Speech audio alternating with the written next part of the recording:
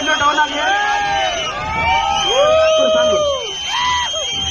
ಅದ್ದೂರಿ ಕೂಗಿಲಿ, ಅದ್ದೂರಿ ಕೂಗು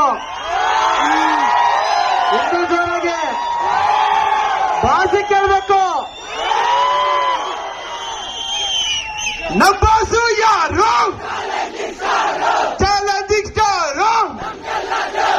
boss boss boss boss boss boss boss boss boss boss.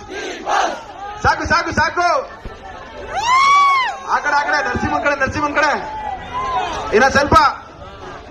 ಇನ್ನ ಸ್ವಲ್ಪ ಹಾ ಹಾ ಹಾ